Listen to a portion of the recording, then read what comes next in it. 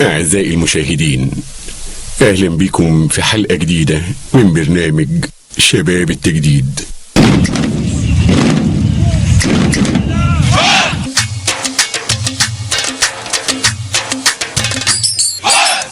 معانا النهاردة الممثل الكوميدي الشاب مسعود فرحات، تخين بس دمه شربات. أهلا يا مسعود. أهلا بيك. أهلا قول لنا بقى، تفتكر ليه فيلمك الأخير حقق إيرادات ملهاش مثيل؟ الله أكبر، ومن غير قر كتير ومن غير رغي كتير.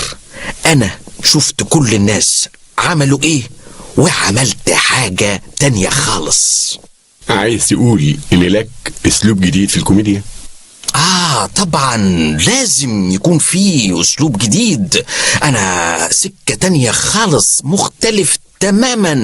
لا لا لا لا, لا خلاص بقى، الكوميديا زمان دي كل سنة وانت طيب ما عادتش تنفع دلوقتي. مش ممكن، مش معقولة أنا أجي سنة 2000 أعمل اللي كان بيعمله إسماعيل ياسين من 60 سنة. مش ممكن. مرة إسماعيل ياسين في البوليس، ومرة إسماعيل ياسين في الطيران، ومرة في الأسطول، ومرة في حديقة الحيوان. مش ممكن. مش فاضل غير إسماعيل ياسين في الحمام.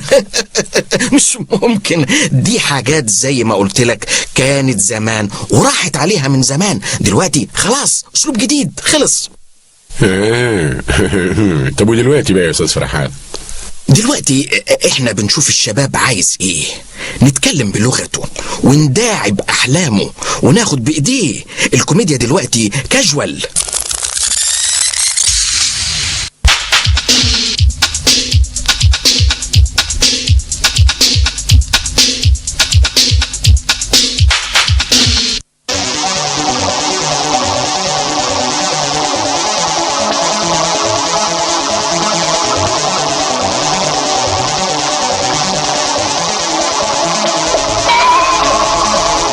يا مزمزل في الرزق، انت مش قلت لي ان قرايبك هيتصلوا على الهوا؟ ما اتصلوش له لغايه دلوقتي؟ مش عارفه، يمكن النمره ما بتجمعش. اصبر شويه يا استاذ، ربنا هيبعت ان شاء الله. ربنا ينتقم منكم، هتفضحونا على الهوا وتلغوا لنا البرنامج وتخسرونا الحوافز.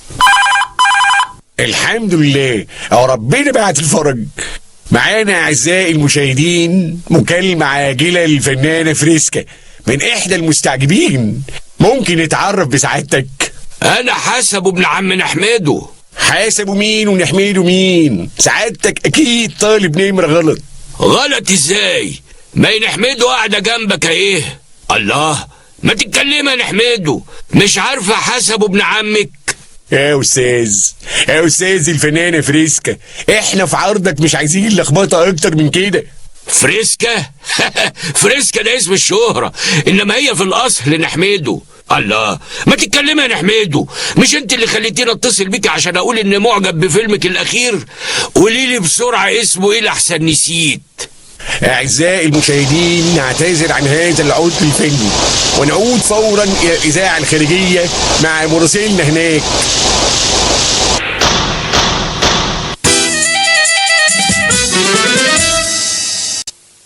محطتنا تبحث عن حل لكل مشكلة.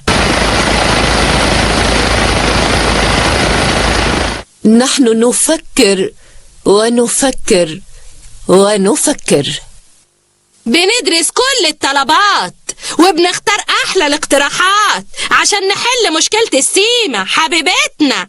هنفضل نفكر ونفكر ونفكر. أنا بالنسبة ليا كشاعر غنائي وكمواطن مصري أعمل بالسباكة، شايف إن أحسن حل للسينما المصرية هي الفيلم الغنائي.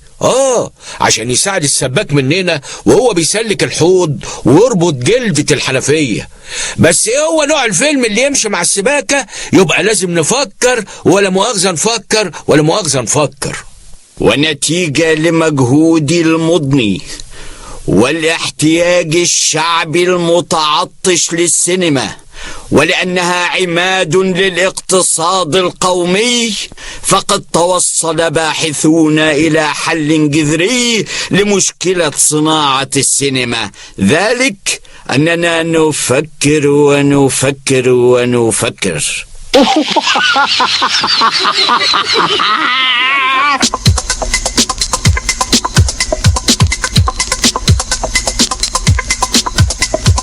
بوستا صباح الفل والياسمين على كل السادة المشاهدين. أكتر من 15 فيكس و17 تليكس و28 رسالة، وكلهم عدم اللي مؤاخذة بيعانوا من مشكلة واحدة، مشكلة التلوث السمعي.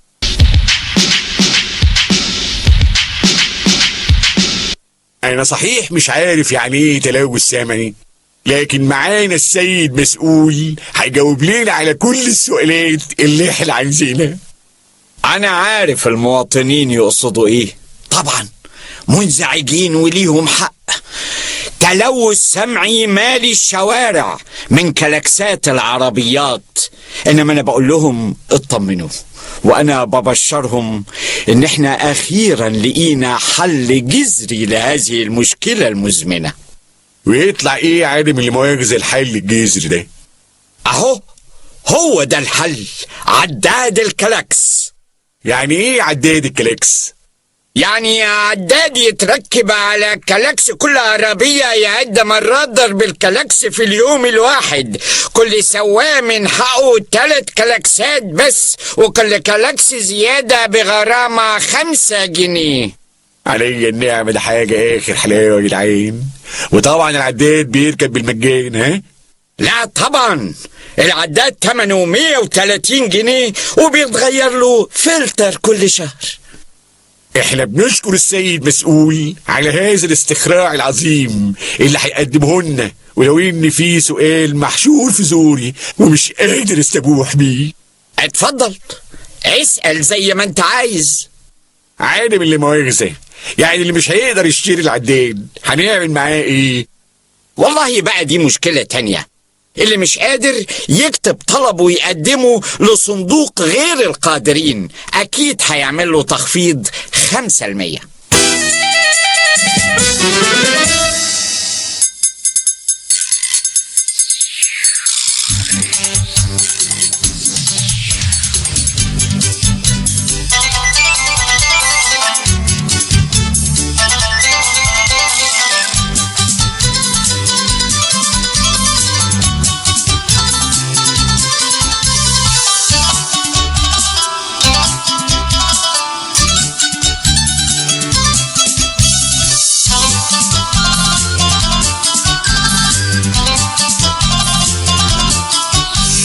يا ورد على فل وياسمين، الله عليك يا تمر حنة. يا ورد على فل وياسمين، الله عليك يا تمر حنة.